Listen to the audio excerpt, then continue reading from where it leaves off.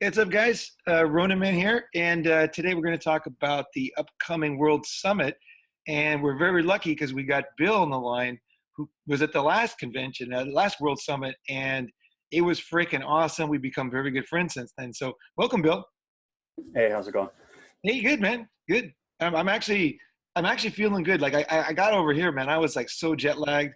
I was just miserable, and I was thinking about all kinds of stuff that was going on in my life personally, and it's like yesterday I started feeling like really good about coming back to Thailand. Yeah, I saw you walk. I caught the tail end of a live stream you were doing where you were walking around Lumpini Park, and I was pretty jealous, I got to admit. It was like I was still a zombie that day. I remember I was walking around. What happened was I woke up. Oh, dude, that day was bad. I woke up. My jet lag was so bad, and I was thinking about this other thing, this baby thing. I woke up at 12:30, and I never went back to sleep. Like probably went to sleep at say 9:30. Woke up at 12:30. Got a solid 3 hours in, and and I couldn't sleep, so I just like took off walking around Bangkok, and nothing was happening, and then I realized, damn, Lumpini Park is the perfect distance from where I am. So I walked over there. Sure enough, it was open. I think it opens really early. It must open at 5 or something. And I got over there, and I kind of like, I didn't know if I was ever going to be back in Lumpini because I kind of had made the plan to leave Bangkok originally, right? So it was like a dream or something walking around there. For me, it was really weird, actually. It's such an awesome park. I just love being there. Oh yeah, dude, I got the best memories of walking around with you guys, and like, what was the guy's name? You remember the guy's name who? Oh, I can't remember his name, but we were doing a live stream, and then he suddenly like saw, and then he came over. Steve was one guy who did it, and there was another guy, the guy from like Illinois or something. Oh, he was the guy who was Oh, married to the Filipino. oh yeah, yeah. No, he was from down south, like South Carolina or something like that. Oh, was he? Okay, I like that guy. Yeah, I know. Oh yeah, I'm yeah. It hoping was he awesome comes this having him. time. I got to look at my email to find his name. Yeah, that was really cool because I mean, to me, there's basically like two different types of MGTOW.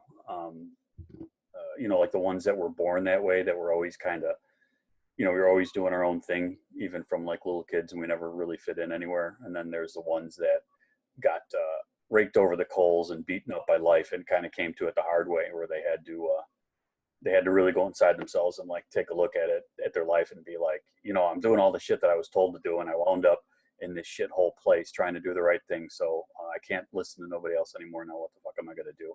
And it's nice to have both those perspectives. I have the married guy that was like, okay, I tried to do the right thing, and this is all fucking bullshit. So now what? And then along with, other guys like me who have kind of always seen how bullshit that game was. So I liked having both those perspectives there. Right. That's interesting because what I saw with that guy was really interesting. Was he was the one guy when he first got there, because he contacted me first, right? I went and met him and I talked. I felt like he was not quite ready yet. Like he was still talking like a normal, like a blue pill guy, right? Right. And and I was like, whoa. I was interested because, it was the world's first meetup for women MGTOW. So I didn't know what you guys were going to be like. Like I literally did not know. And there was a reporter who tried to get in that I had to kick out and give his money back, who was like setting us up to be some kind of hate group. And I was like pretty scared actually. So when I met him, and then I saw this guy who flew all the way across the world, and he was not even like convinced yet. You know what I mean? Like he just kind of like decided to come, like just like out of nowhere. And I was like, whoa. So I started talking to him, and then he started kind of giving away secrets, the kind of like painful things that he was experiencing. And Right. I took those and I brought them back to him like the next day because we like to we kind of like when we're just ready to change, we start to admit stuff, and then the next minute we're embarrassed about even having said it, right? Oh Because yeah. this shit is so embarrassing. Like all the stuff that we go through, it's not really embarrassing. And once you're in a group of MGTOWs, it's fucking not embarrassing at all. But we feel enormous shame for this stuff, right? So he was like basically telling me stuff, and I brought it back to him the next day. I was like, dude, like you told me like, your wife and this and that, and like, and then he was like, well, I said, no, it sounds like, and we got into it. I don't want to get the details, but the thing is, and then he looked at me like super seriously, like either he was going to fight me or he was going to accept it. And then I saw his face just go like huge smile. He was so happy because he wanted to change. He wanted to face this shit. You know, he was in a bad situation, really bad, and really ugly actually. And he wanted to face it, you know. And then from then on, he was like the most loyal guy every day. The minute I woke up, he would see that I was online. He came and met me. And then at night, he was there like when I was just falling asleep, like at 11 o'clock, you know. he, he, he wanted to be around everybody, you know, like every minute of the convention. And Yeah, he came to my hotel and got me, and I spent some time alone with that guy. He was really cool. I'm glad he showed up. oh, is that right? You go, yeah, okay, that makes sense. Yeah. Every time I had a live stream, he'd be like in a taxi to come wherever I was. That was really motivating for me, you know. It was because he's a younger guy, right? You know, he's just kind of learning this stuff. And I want to say something about you, Bill, is that when I first met you, you know, tell me your basic, like introduce yourself as, you know, MGTOW monk. How do you see yourself? Because it is different than I am. And I was a little bit nervous about that. So I'll let you go ahead and introduce your kind of mindset on all this stuff. Yeah, well, I mean, I grew up in a big, like Italian kind of family, I guess, Italian American kind of family, like big, lots of aunts and uncles and stuff. And I was the oldest grandchild, and so there was a lot of pressure put on me to have kids by the whole family. That's just what you did. And so I just, growing up, I always thought that's what I was going to do. And so as I got older and I started reaching sexual maturity, you know, I started experimenting with women and trying to figure out that whole game and everything. And like I figured stuff out pretty early, but I didn't realize I had figured it out. I'm like, I got to be missing something. And so I had really spent some time trying to figure it out. And I just circled back around like, no, I had it figured out the first time. This is just a really raw deal. And I don't understand how everybody else is just accepting this like this is okay. And so even from like my teenage years, I realized it just wasn't really for me. And I mean, it's not like I never dated. I dated, I had girlfriends, I was engaged twice. You know, I tried to force it a lot of times, but it never felt right to me. It always felt like a shit deal. And Well, so what didn't feel right? Could you enunciate that? What was the thing? Get the specifics here. What did you see? What did you think you should do? Besides just having kids, like what did you run into? Like what stage of things? Or can you make it any specifics? yeah, I guess like I never really liked being lied to or misled. Like I got really pissed at my and my parents when I found out that Santa Claus wasn't real. Like that was like, really, you lied to me about that? Like you're my parents and you lied to me? Like I was legitimately pissed that and because I was always honest with them up to that point, and that was kind of a changing point in my relationship. Like I don't like people that, I mean, I understand that people are going to lie to you and stuff like that, but somebody that's close to me that lies to me about something like that, like I don't take that well. So you know, like I guess my whole life I was kind of raised as like my mother was a child of the, you know, she was born in the 50s, but she grew up in the 60s kind of thing. And so I guess I was raised maybe, my mom was definitely not a feminist. And she had all boys, so she grew up not being that way, but it was kind of that mindset. And so I was kind of raised to think that a woman was like my equal. And, you know, I kind of viewed it like everybody talks about it, like, oh, this is your best friend and you just happen to be married and having sex together and stuff like that. And then whenever I had relationships, I always had to lead things and not just lead. I mean, I didn't necessarily have a problem with leading, but like I had to figure her out and then adjust my behavior to manage her emotions and her thoughts and stuff like that and get to her head and kind of try to, like, it's expected, like you have to manage her and you have to, like, they won't even take responsibility for their own emotional state. You know, that's, everything's put on me. And it's, I just was like, well, this is not an equal relationship. This is like a child-parent relationship, you know? And it So kind of frustrated me. you were kind of a parent figure in a way for her dealing with her emotions. Now I'm talking about like women that I was dating and stuff like that, like Okay. everything. Okay. Yeah. So, you know, like when you date them, you're expected to figure out what they want and like how to act and behave. And like you have to manage them, you know, you have to read them and then figure out what they want. And then you have to do that or be that, and like I learned I had experimented with it a little bit and I got frustrated with having to do it. Not that it was hard to figure out. It was just the fact that I had to go through all this effort to figure out this chick's like mental state and what she wanted and what I had to do to turn her on. And I don't know. I guess I always pictured it as like I would meet somebody, we would become, that was of the opposite sex. We would become friends. We would have, you know, shared goals and stuff like that. And then we decided to get married and have kids, and we'd have like this equal relationship where we were both looking out for each other. And I guess I kind of projected myself onto women. And I know I've heard, TFM talk about that a lot, and it made a lot of sense. Like, when guys start, because we do that, like we think we go to date women and we think that they're going to feel the way that we feel. And I guess that's just normal for humans to feel that way. And then you get into it and you realize that no, they're hardwired completely different. They don't see things the way you do. They're never going to feel about you the way that you feel about them. And if you don't learn how to handle that situation, you're going to wind up getting run over, because you're going to be hardwired to really simp out for them and want to provide and take care of them. At least I was anyways, growing up in the environment that I did. Like I wanted to take care of, my wife or the mother of my children or whatever it was going to wind up, however that was going to work out. And I just realized that it wasn't going to be an equal relationship. Like I was going to have to manage her. Right. It's very interesting. And I started to say it, but one thing I really value about our friendship is that we have very different personalities and very different backgrounds, and that is what allows, I think what people tend to do is they tend to pick friends that are just like them, so that they don't really learn anything new, because both people think the same way, right? It's like both people have the same experiences, right? And so it's more comfortable, but you don't grow at all, right? You never see things a different way. And like, for me, it's I want to contrast, because it's so different for me. Like when I met girls very young, it was like what you're talking about. It was like this friend that you have sex with. Like it was super easy for me, super comfortable. Like I didn't feel like I needed to manage anything. And the girls just seemed very happy, like just being around me.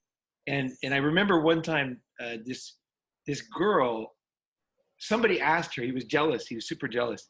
And I had a bunch of girlfriends, and the guy asked the girl, he said, "What is it about Ronin? Like, why are you his girlfriend? Like, he has a ton of girls, like, he's not loyal to you, like, that he's not doing like all the things I would do for you, basically. And what is it like? Is he like built? Like, is he like a porn star? What is it? And then she said, no, he's just a normal guy. She said, but I just feel happy with him. I feel like I have more fun with him, and it was because I was having fun with them. Right. So I was having fun. They were having fun, and we were enjoying that kind of time together. So that part was very comfortable for me. And so my experience is quite different because of that. But I definitely have big issues, that happen, because when you're very comfortable, you get a lot of needy women with problems who are very desperate to be around you. And so you have a lot of fakery and things, you know what I mean? Like, it's the people with the biggest problems who look for somebody who's like quite normal and content and comfortable, right? So you end up with kind of the worst type of women, like that really want to be around you the most, right? The other women that are very natural and comfortable, don't have a lot of issues, they enjoy being with you, but it doesn't give them anything that important, right? Whereas somebody who's desperate, who's having like real issues in their life, maybe they're suicidal or whatever, they're going to gravitate towards me like a lot, because they know emotionally I can go super deep, right? And so I definitely have my own issues. So when I hear you, it's hard to understand it a little bit, even what you're talking about. But I understand that one thing I really understand is that the things you say have a lot of meaning, Bill. And I really enjoy listening to your viewpoint on women, because it is so different. But I think the longer we know each other, I'm going to start seeing more things that I can relate to. And I already feel it since I first met you. We walked around Chinatown, after the convention. I feel like there's more. I'm seeing your viewpoint more, and I can see where I kind of had similar things in certain circumstances. And it's for me, it's very interesting. But okay, cool. Well, I don't know how you feel, but that's one of the biggest things I think from these meetups, is that you meet people who can, can help you make your life better. Oh yeah. And that's, I mean, as far as I'm concerned, that's not just like it's, this big kind of neat thing to me. That's kind of what MGTOW really has to offer. And I think that's what, that's the direction. I mean, obviously it's a bunch of guys going their own way, so there's no leader, and I'm not going to tell anybody else what to do. But I think that the thing that we have to offer and the direction that we have to focus is to have guys meet up, because you have this traditional lifestyle that a lot of people go for. And, you know, it's like laid out before you. But if you're one of the people that doesn't work for you, you're kind of on your own figuring stuff out for yourself. And for a lot of us, that's what we like about it. But I mean, that's why we're called guys going our own way. But this puts you in a situation where you have to find meaning in your life, and you got to figure out what you want to do. Because once you realize, okay, the whole wife and kids thing isn't for me, you can't just sit around and do nothing, because you're going to come unglued, and, you know, you're going to wind up, as TFM would say, suck starting a shotgun.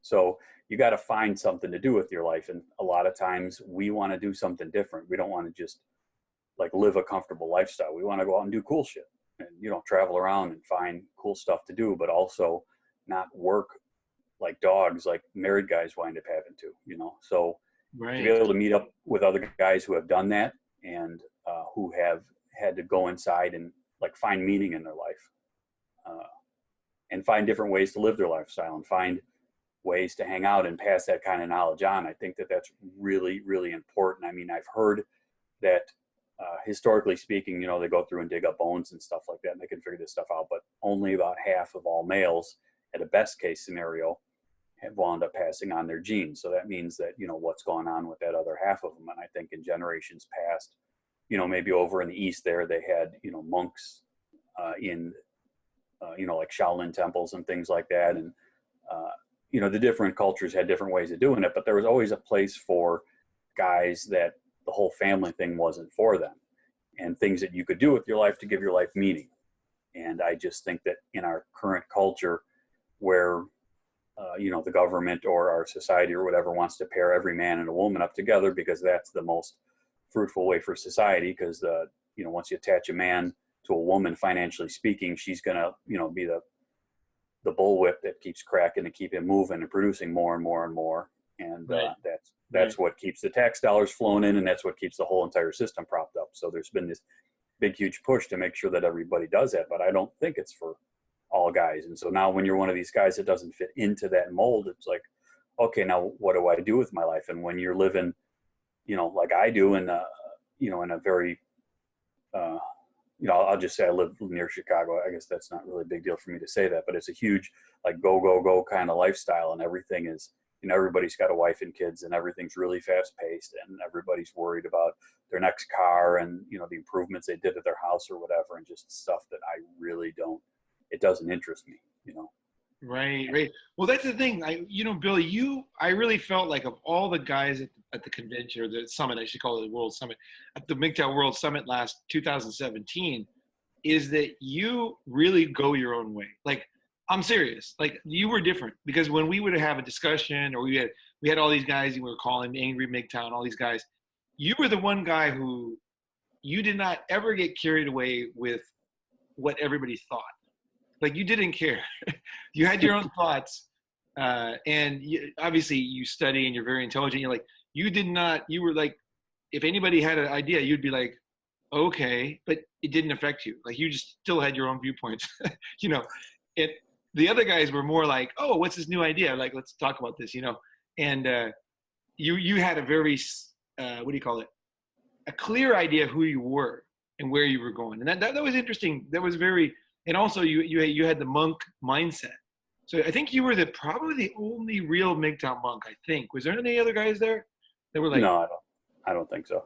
Yeah. The other guys, like, a lot of them, like, even fell in love with other girls here. You know what I mean? They went to the bars, and I was kind of surprised. Like, I think this is one thing I really like, and I really want to do with these meetups, is fuck this idea that everybody's going to be fake to fit into the MGTOW niche. Like, we're real guys.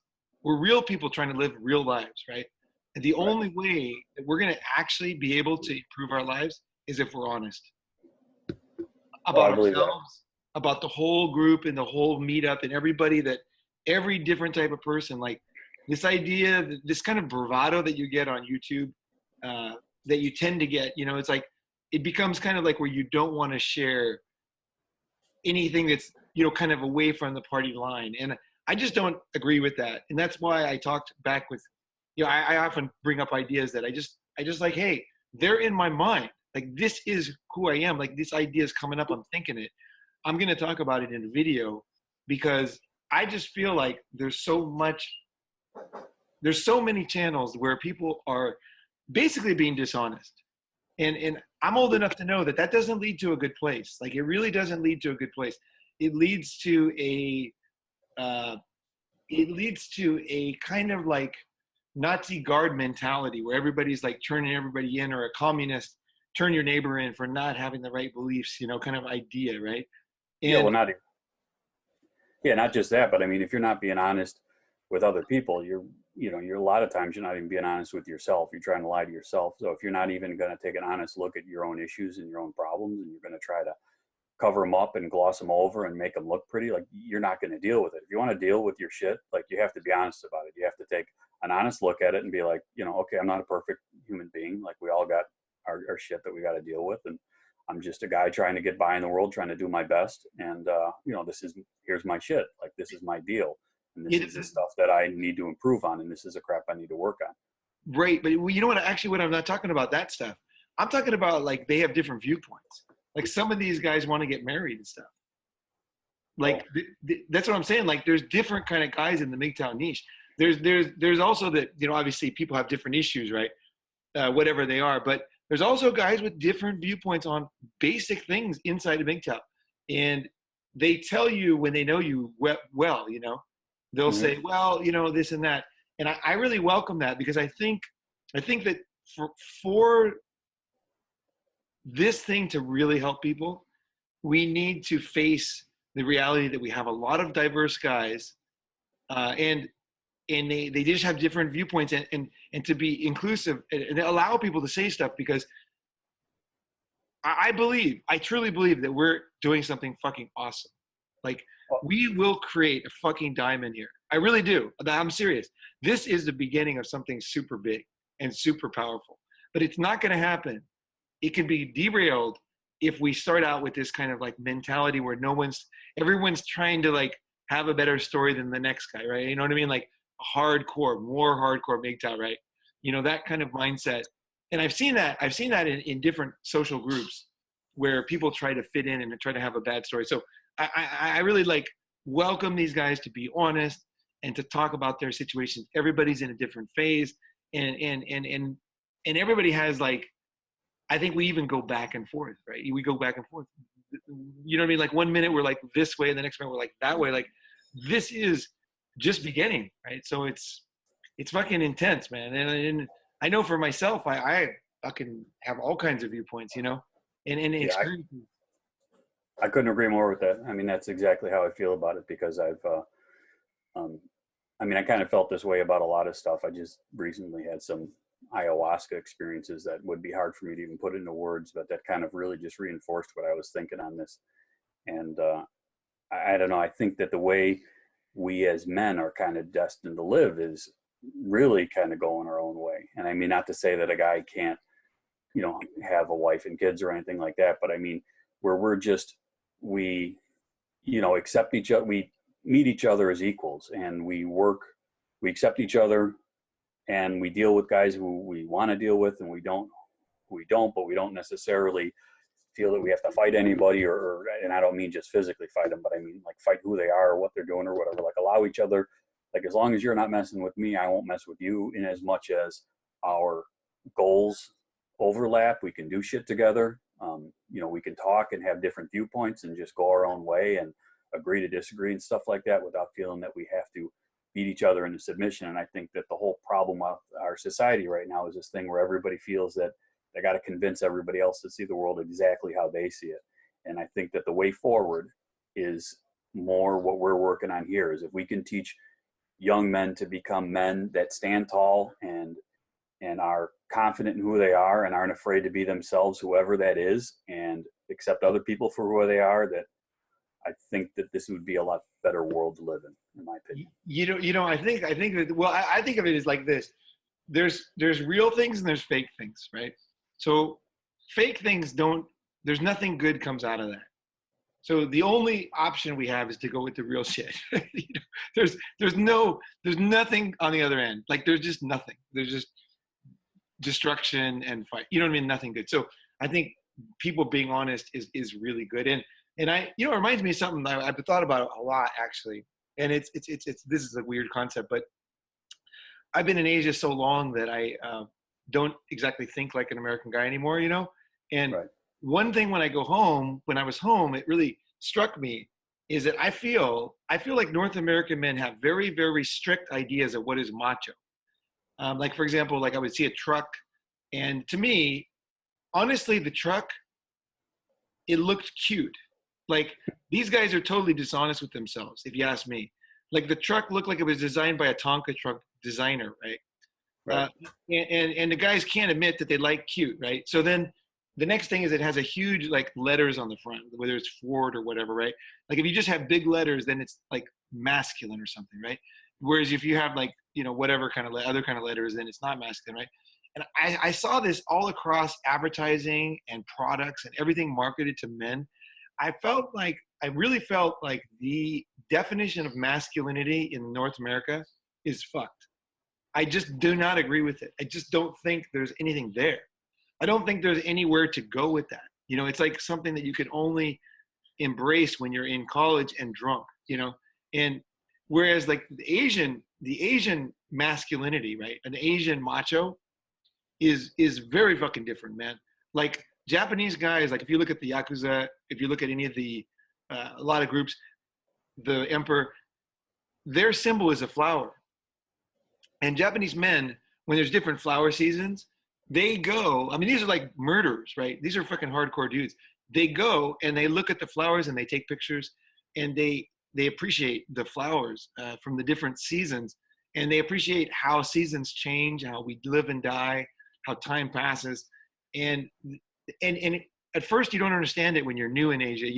You think it seems kind of weird, like, but the longer you're here, I feel like after 30 years in Asia, almost, I feel like the Asian macho is more. It's much more. The American one is fake. I really feel like it's a bunch of bullshit. Like it's not even like anywhere near what a man is.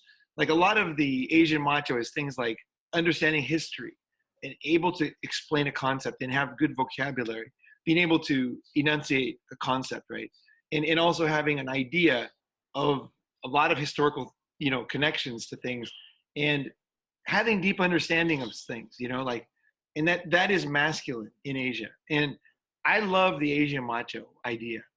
I even thought about making a tee with an Asian macho theme. I have a brand and everything, but I think that one of the risks with any men's group in America, for example, in North America, is this concept that the guys just glom onto these basically marketing concepts that are thrown at them. Like, Oh, they're totally marketing concepts. Yeah. right? Is some marketer guy wrote this shit for these guys and they're eating it up? It's not anything like what they are. Meanwhile, secretly, these guys have all these doubts. They have all these like real feelings. They're dealing with stuff. And the Asian macho, it's not marketing. There is no marketing for Asian macho. No one has ever enunciated what I'm talking about. Like I'm telling you, you can search the internet. There's no such thing as Asian macho. It doesn't exist. It's something that is just I see here. I see it in Asia, and I feel it. And I find myself enjoying the complexity and the sophistication of what is a man. What is a man, and I think that any group, and especially MGTOW, like we run the risk of going off on these like just crazy stuff. But I don't know if that's a little bit off topic, but I love I myself have traveled a lot. I've seen a lot. I love the complexity of life. I love like the fact that I think that men are fucking complex, and I'm not talking about anything specific. It's just like intelligent, complex creatures who are capable of describing things and creating things. And to me, that kind of movement of guys who are honest and also improving themselves and also accepting the complexities that they have in their life. This is fucking powerful shit here. This is really powerful. Yeah, I definitely agree with that wholeheartedly. That's the marketing campaign. That's the whole sales culture that we live in the West, but for sure in the United States, which is, they sell you a lifestyle that's very expensive, you know, so that you can keep buying shit, and they keep you chasing after shit. And that's a problem I've seen a lot of guys run into, where they're chasing after this dream that's sold to them, and it's not making them happy, but they keep chasing after it. And it's like, well, if I just have more stuff, or if I just get this one, you know, if I just get like you said, my bigger truck, or, you know, whatever, this other motorcycle that I wanted, or whatever it is. It's bigger plastic letters on the front. Right. Whatever it is. Plastic fucking letters on the front of a fucking truck is a substitute for masculinity. What the fuck? Right. Instead of going out and doing, just, you know, figuring out who you are. It's pathetic, man. It's God, I don't know. Honestly. Well, and it's a dead end for a lot of guys. And I mean, I think it's becoming critical. I mean, there's a lot of people who have gone down that road and realized that it's not making them happy, and they're kind of coming at their wits' end. And I think that's a big part of why suicide rates are through the roof right now. But oh yeah, fuck, that's heavy. That's heavy, Bill. That's fucking that. You nailed it right there. That the heart of it is when you live a fake life, you are not satisfied and you look for ways out, right? Because you don't see any other way. What else are you gonna do, right? You're doing your best. You're understanding. You're doing your thing, and then there's no fucking happiness, right? Yep. What's the fucking point? My family in Finland, when they fucking got sick, they would get a shotgun, and they would go out in the fucking woods, and they'd blow their heads off when they got cancer. That was the way they dealt with things, you know? It's like, let's just finish this thing. I'm done. You know, I've had a good life. I'm done. You know, that was the kind of way they dealt with it, you know? And like modern life, I would much rather not do that. You know, I'd much rather deal with the difficulties I have and try to figure it out. You know, like I want to be here as long as possible.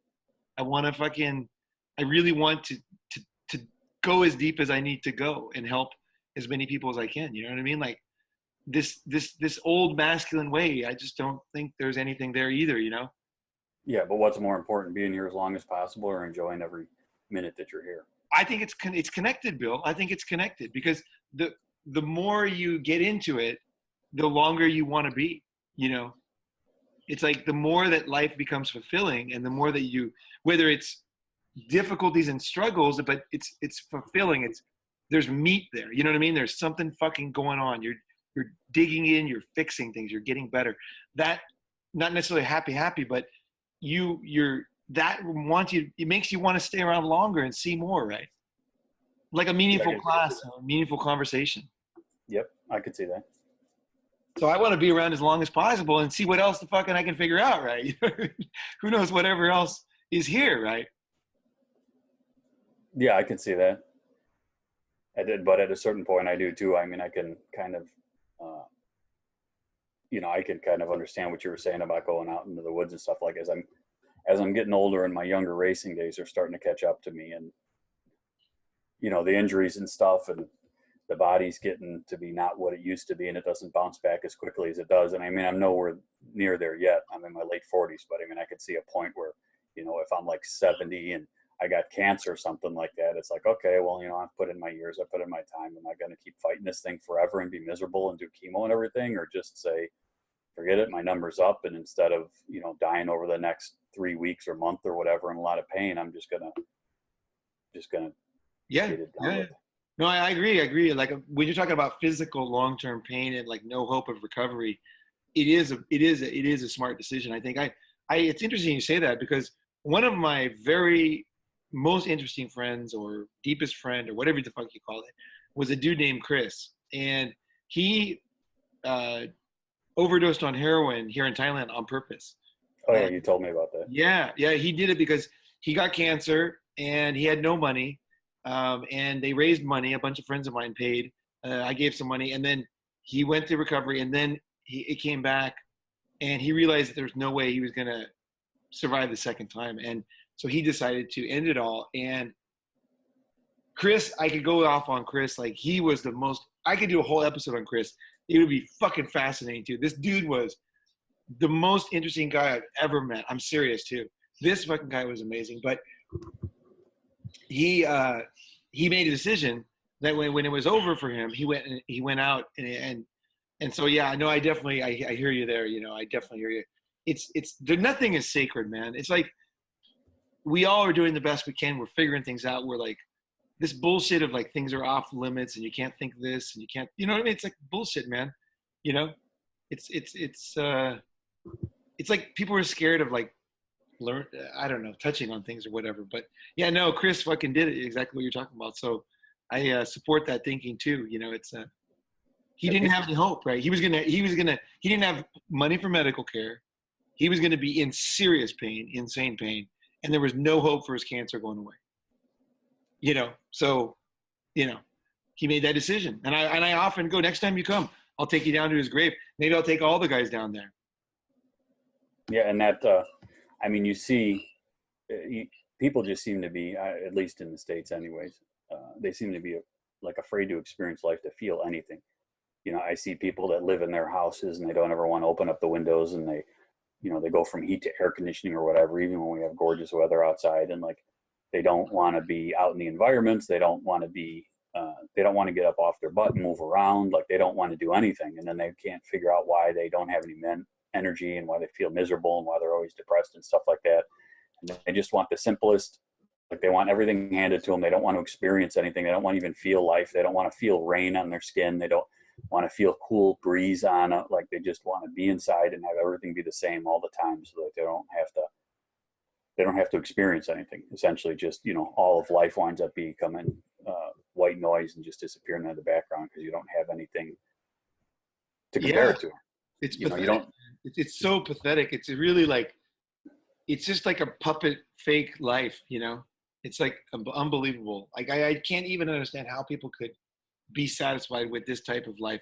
You know, I just thought of something. When you guys come, if you come to the convention, if anybody's into it, what I'm going to do is I want to go to fucking Wat Tanud, where Chris died, where he's buried, and do episode.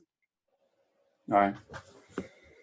Yeah, I'll have to work on making that happen. I really want to be back out there for this one. And yeah, like I was, I mean, I think I told you earlier, you know, before this conversation started, that I took my nephews out doing airsoft today, and that's that was my first time doing it. I had never done it before. It's not something like I do all the time. But these kids, they play, you know, they play video games and they do these shoot 'em up games, and they sit there on their butt all day and they don't do anything. And I told my sister-in-law, who's actually the breadwinner for my brother's family, you know, I said, I'm taking him and my other nephew from my other brother. I said, we're going airsoft and this weekend. And she said, oh, okay, cool. And that's those, I don't know if you know what they are, but they're just like 6mm plastic BBs that you shoot out of guns, and they come out at about 400 feet per second, and they sting like a beast. They sting like a bee sting when they hit you. So it's basically like war games. But, you know, if these guys are going to be playing, you know, Counter-Strike and all that stuff, I figured get them up off their butt, get them out into the real world, and let them feel, you know, instead of just doing stuff on a video game where you respawn at a spawn point, like you lose this time and you feel it, like you're going to feel a sting. We were out there, it was 92 degrees today and really humid. So it was really hot to be running around with the high humidity and stuff. And, you know, we came out of there with welts all over our bodies and whatnot, but they both liked it and they both had a good time. And my main thing was, you know, just to get them outside, get them doing something, get them away from their computers, but more importantly, like feeling like real consequences to your actions. Like, okay, we're going to play a game. Yeah. When you lose, it's going to sting. Like we're going to go out into the world and we're going to experience shit. We're not just going to sit in front of a computer and have life happen to us. You know, we're going to go meet new people. We're going to run around. We're going to do shit. You're going to feel your lungs breathing. You're going to feel the air. You're going to feel the sun in your skin. You're going to sweat your ass off. You're going to feel a little bit of pain, and you're going to have a good time while you're doing it. And, right. It sounds good, man. It sounds like paintball. I personally, I have such a weird viewpoint on this one, that this is like, I've never met anybody who has this viewpoint that I have, but I like to almost be killed once a year. So, yeah. So I like to be in a situation where, you know, I'm in a fight with a guy with a gun or a knife, and I'm unarmed, or somebody's robbing me or whatever. Or I'm doing some extreme thing that, like, I don't consider jumping out of an airplane with a parachute to be at all adventurous, because it's already a business. Everybody does it, right? It's already been figured out, right? Now, right. Whereas something that is no one's ever done, and you don't know what's going to happen, like, you know, like swimming down a tunnel, like where you don't know how far it goes, you know, you don't know if there's air down there. That's the kind of stuff I like to do personally, and I set myself up so it happens about generally like once a year. And I don't mean that as like any kind of macho thing. I really think that for myself, I've survived so many like these kind of circumstances that I think that it's key for my testosterone to stay young is to be in a situation where there's a good chance I could die, you know, and that always like fires me up. And to me, it's not that radical in my mind. I mean, we all have different perspectives on life, and I sure people will say this is you know, whatever they'll say, it's like I don't know, irresponsible or whatever, but I just don't think so, Bill. I don't fucking agree. I think about it like this: like in the old days, men would go out and hunt like a you know, a large animal, right? Now they Right. didn't have any guns or anything, so they had like stones and sticks. And every time they went on the hunt, there was a good chance that somebody was going to be killed or injured permanently, right? Or Right. eaten, whatever, you know. And I personally, I can't recommend it to any guys on the channel because I'll probably get sued because someone will die. You know, I'm serious about like almost dying. Like I'm not kidding. Like it's like I'm talking about like almost where you could die. You're flipping the coin there, and I like that because that fires me up. That really brings like at a deep fucking level, man. I figure a new situation out, and I'm like you know, like you know what I mean. I'm like weaving through a situation and like having to bam come in and like finish the situation. I love it. I really like. I didn't mean to be this way, but what happened was like over the years of being in third world countries, I've been robbed so many times. I've been in situations that I started to realize that I'm pretty good at them. Like I'm a kind of a natural, whatever you call it, like soldier, you know? And so I like it and I really enjoy it. And I think that to me is like, that's fucking living, man. That's the way that I personally, so if I die like next year or whatever, don't be surprised. Like, don't be shocked. Like, oh my God, Ronin died, you know? Cause I'm out there doing that, you know, I enjoy it, you know, and it fires me up, you know, it really does. It makes me really appreciate life, and it makes me have to go to that level where I figure shit out, you know. And I just kind of like I think I've always been like this. It drove my parents crazy, you know, like insane. Like my parents, like this kind of talk and this kind of the way I am is just they don't understand it. But to me, it's going out on the fucking hunt for the walrus or whatever, not walrus, but the woolly mammal or whatever. You know what I mean? Like to me, Yeah. it's totally normal. Like fuck this shit. There's no way I couldn't do it. You know, I love it. You know, and I And we don't get used to do it a lot more, like you said, and we used to be a lot more capable of doing that kind of stuff too. And the more we put, you know, pads on everything and guards on everything and trying to make things safer and safer and safer, people just get more lax and find, you know, more creative ways to get themselves killed or whatever. But I it's like just don't like good. the more we try to pull away from that stuff, the more it's just going to keep chasing us. And I think that, you know, there's a point to what you're saying where if you not only turn around and face it, but maybe seek it out, that, you know, you're going to become more capable and it's not going to be as life threatening to somebody like you as it would be to somebody who's never done that before.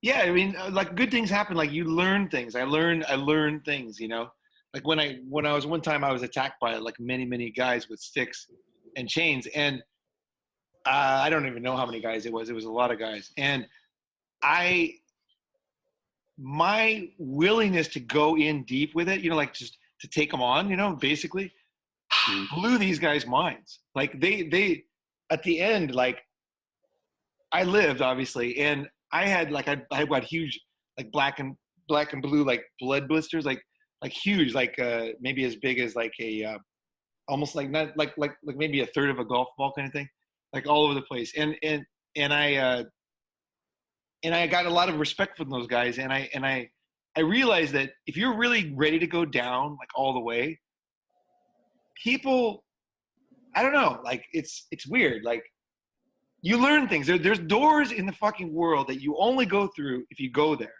right? And these are very fucking interesting doors, man. I want to go down and see where is that line and where is that, what it will be the reaction of people when I'm down there. You know what I mean? Like, I want to see what happens in that situation.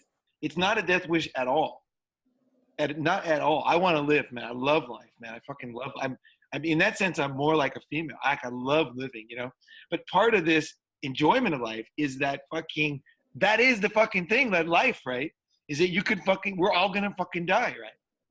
Yeah. You know what I mean? I think there's a lot of truth to that. I mean, my understanding of the more, I mean, obviously you've been in Asia a lot longer than I have. but I've always been a fan of Eastern culture and kind of studied it for decades now. And one of the things I've always kind of admired about it is that, or I don't even know if it's admired, it just kind of admired how they realize it. It's almost like when you look at the martial arts and the way that these guys do stuff, it's like they realize that before they can beat their opponent physically, they have to beat him mentally. They have to get him to accept his fate at some level. So it's more of a mental fight before the physical fight can even really happen. So these guys are playing all kinds of games with each other, trying to get one of them to go, oh shit, and once they feel that, like, then they're kind of accepting it, or if they run or something like that. But if you turn around and like face those guys like you did and say, all right, well, here we go. I think let's see where this winds up. And you're like, not accepting that fate, then they're like, oh shit. Yeah, sure. I think what you're saying is like, there's that sense where two guys like are essentially trying to beat each other. That, interesting enough, that's not the way I look at it. I don't like to win. I don't care about winning at all. I've never cared about winning. Like, I don't care about winning games. I don't care about trophies. I never cared. I'm with you on that. I wasn't so much talking about winning as I was accepting. Like, if somebody's trying to beat you and you not necessarily want to win or lose, but you're not going to accept that fate. You know what I mean? No. Yeah. Sure. I want to be into the mix, and I feel like the guy should appreciate it if I kill him, basically, because he appreciates that we were both down there, right? You know what I mean? And then we went at it, and then one guy lost and one guy won, or whatever it was. And that in itself is like a dance, man. It's like a fucking, you never get that deep with other people. Like, you know what I mean? Like, it's almost like enjoy the whole thing, It sounds weird, but, like there's an enjoyment in that, Is it two men, like really doing, going for it, fucking just, I don't know what I'm saying here, but it's not a win-lose. It's not like I want to kill the guy at all. I don't want to kill anybody. But I do like the fact that I think there's only way to get real emotions is when you're down in that level. Like, I think you, with your racing experience on motorcycles, I think you probably understand what I'm talking about a little bit more than you're saying. Yeah, no, I definitely do. I do. I've been there, and I know exactly what you're talking about with that. But, I was more, because I'm with you on the not, like, I've never been competitive. I mean, we could go into stories about, even for me being 5 years old and stuff, I can remember situations where, like, I never wanted to, I'm with you on that. Like, I never had any reason to win, even though I raced professionally. Like, I never wanted to win the race. I just wanted to be as fast as I possibly could be. I just really enjoyed going fast, and I enjoyed learning and becoming faster. And if I was out in front, and this is, goes back to that, I think a lot of these ancient martial artists were this way too, where if they won, they were almost kind of disappointed, where it's like, well, now I wasn't able to learn anything. I was hoping to go up against a competent opponent that could teach me something. And if you just go in and just beat somebody easily, you don't learn anything. And that was kind of the same way I approached racing. Like, I just wanted to be faster every time I went out on the racetrack than I was the time before. And I just enjoyed getting better at what I was doing. And I didn't care if I won the race or not. So you were like, could I execute this particular turn at this particular angle? And then you had that satisfaction that you actually were able to do something that you couldn't do before, right? Not so much the end of the race, like the finish line. It's like you had this corner and you knew how far you had gone down before, how fast. And then if you pulled it off, like, that was like, you did it, right? Is that the kind of thing you're saying? Yeah. Find a new line through a turn or something, or push something deeper than you thought you could before. Yeah, that kind of stuff. Or when you get something a little bit better, or you hit a turn just right, or you do like a really good lap, and it just feels right. Like, when you're going fast, to me, it just felt like, before I raced my whole life, I was kind of I felt out of sorts, like, just in general in life. Like, everywhere I went, I felt like I didn't belong. And then once I got on the racetrack, I was like, oh, this is where I belong. Like, everything just felt right to me. When I was at speed on a racetrack, everything just felt like it fit. And I don't really know any better way to put into words than that. Right, like a flow. Yeah, you're in the flow. Yeah. Fuck, that's amazing. That's cool, man. That is cool. Well, I guess we can end it here. This is, dude, Bill, this is fucking awesome. I hope you can make it out to the summit. Anybody listening, it's September 21st, 22nd, 23rd. don't make a big fucking deal. Come to Thailand. What do you think, Bill? I say just buy a ticket, get your flight, sign up for the convention, and then as far as the hotel, there's a shit ton of places you can stay here. There's cheap places everywhere. Someone can crash at the place we're having the convention if they don't have a place, they can't afford it. There's a lot of options. One guy actually who's signing up, he's in Klong Da, which is nearby here. He actually offered his house as for 2 guys to stay at for free. So he's going to attend the convention, and he just got his email right before we started. So there's like guys like helping and giving, and so don't make a big deal out of it. If you want to come, just make sure you get your ticket. And I want to say, like, I bought my ticket to come out here the day before I came. I didn't even think it was possible. I went online, and it was like 3:00 in the afternoon, and I thought, I want to go to Thailand. I'll go back to Thailand. So I look online, and sure enough, ANA's got a flight from LA round trip, $672. Fucking done. It was the next day. I couldn't believe it. I was like, fuck, no way. I bought it because that's like the cheapest you get anyway. You know what I mean? So check. Don't be afraid of last minute tickets, because these days it seems like there's good deals to Thailand or something. Because I don't think I would get a better deal if I offered to do it next year. That's as cheap as I could get. You know? Yeah, no, I was a similar price, and I was only, I think, like 12 or 13 days out when we did it in December, and that was more of a, I would think that time of year was probably more of a high travel season, where I was expecting it to be way more money than that. Like you said, with the hotels, I mean, where all the hotels are, and you can hook somebody up with, if they just tell you what their budget is, what's around there and everything. And yeah, they don't even need a hotel. They can just come, and then we can arrange it when they come, or they can walk over there. There's always like hotels walking distance. You know what I mean? So yeah, no, it's not a big deal. And the thing, I think it's kind of better, like, travel so much. I think it's better not to book a hotel, because once you get here, you're going to kind of suss out the situation. Like, there might be like loud music next to one that you think is good, or it just might be the wrong vibe, or it might be, you know what I mean? Like, it's kind of good to get here, pick out a place for one night, hang out there, and then kind of suss out where you are, and then reevaluate, or just arrange the whole thing. But don't be afraid of getting a last minute ticket, guys. Like, just get it, come, figure it out. And I would also say, stay as long as you can. Like, don't like run away like after the convention, because there is a shit ton to do here. There's so much to see. There's so much.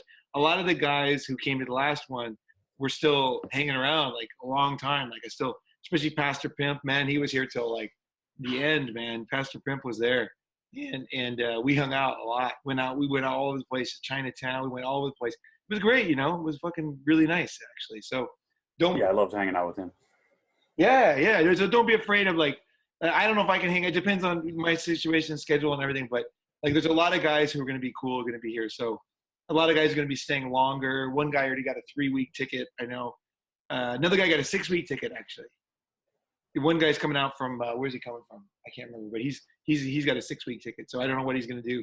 He's going to go see elephants or whatever in North or something. There's a lot of stuff to do from here, and there's like cheap tickets from here to go everywhere else too. Like, you can fly. I've seen $25 tickets to the Philippines from here. So, oh wow, yeah, super cheap. So I'd say just get a block, and then come over here, suss it out, and then things will make sense once you get here. Like, you'll kind of like, oh, I'd like to stay in Bangkok, or you'd be like, oh no, I don't like the city. I'd like to do this. And after the convention, I'll go, to the beach or something. There's tons of beautiful. If you guys don't know Thailand, there's like, the beaches look like Hawaii or something. Like, they're gorgeous, So, and then there's Cambodia's nearby. Cambodia's like really hot right now. Everyone's going to Cambodia. Cheap.